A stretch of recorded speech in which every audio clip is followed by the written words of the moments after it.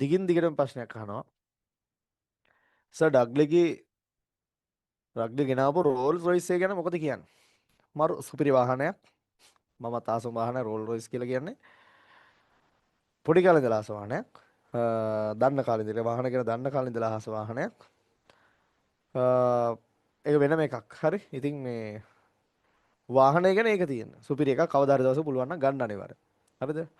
හම්බුනොත් කොහේ හරි තැනක දන්න කෙනෙක් හරි නැත්නම් එහෙම අවුලක් නැති කෙනෙක් හරි නේද දැකලා හරි බලන්න. ඒ වගේ ඒවට පොඩි ආසාවක් තියෙන. ඒක තියන් ඉන්න ජීවිතේ කවදා හරි දවසක chance එකක් හම්බෙයි. ඒතොර ඒක ඩග්ලි කෙනාව එක සම්බන්ධයෙන් මොකක්ද කියන්න තියෙන්නේ? ඉතින් ඩග්ලි කියලා කියන ඔයාලා දන්නවනේ එක එක කට්ටිය එක එක කතා කියන්න පුළුවන්. කොහොම හරි දැන් ඔයා මොන බිස්නස් එකකට ගියත් ඔයා බිස්නස් එකේ වැඩෙක් වෙන්න ඕන. එයා ඒක උපරිමයට කරනවා ඇති. නැත්තම් ඉතින් එහෙම වාහන ගේන්න බෑනේ නේ. එහෙම වාහන ගේන්න බෑනේ. දැන් කාට හරි කියන්න පුළුවන් යා මෙහෙම කරනවා අරවා කරනවා කුඩු බිස්නස් කරනවා. එක එක කතා කියන්න පුළුවන්.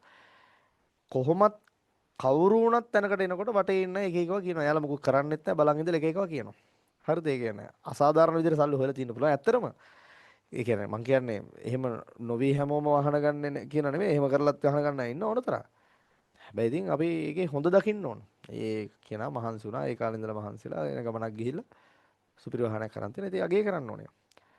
ඔයාලත් එහෙම තමයි ඉතින් ඔය දැන් මේ පන්ති ඉන්න ඔන්ලයින් ළමයි අනාගතේ රෝල් රොයිස් 5ක් විතර තියෙන ළමයි වෙන්නත් පුළුවන් ඉතින්. කියන්න බෑ. වෙන්න පුළුවන්. තියෙන්නේ වාගේ චේන්ජින් මොකක් හරි පොයින්ට් එකක් තියෙනවා. මේ පොයින්ට් එක ආවට පස්සේ ආයතනදි වෙනස් වුණොත් ඔයා හාල් බිස්නස්ද කරන්නේ වා අනාගතේ ඉංජිනේර කෙනෙක් විදිහට සල්ලි හොයනවද නැත්නම් වා වෙන මොකක් හරි එකකින් සල්ලි හොයනවද වා සේල් එකක් කරනවද වා පිටරට ගිහලා සල්ලි හොයනවද මොකක් හරි ක්‍රමයකින් ඔයා වාගේ ටාගට් වලට එයි. මොකක් හරි තැනක් එනවා පොයින්ට් එකක් වෙනස් වෙනවා. එතනදි වෙනස් වෙන්න ඕනේ. දැන් මේ වෙලාවෙ ඉගෙන ගන්න.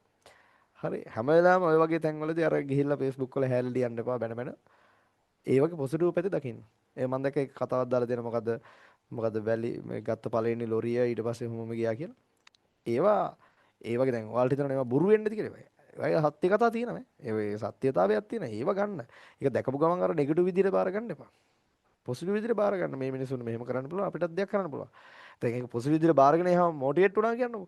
ඊට පස්සේ ඔයායකට අදාළ වැඩ ටිකක් කරා කියන එක අහපතක් වෙන්නේ නැහැ නේ. ඒ නෙගටිව් විදිහට ගන්න එක තමයි උල නෙගටිව් විදිහට අරගෙන මේ මෙහෙමයි කියනවා හැලි හෙල් දීලා ඉන්නලා.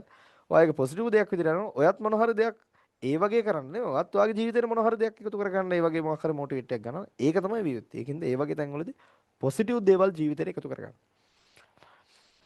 හරි. ඉවරයිනේ.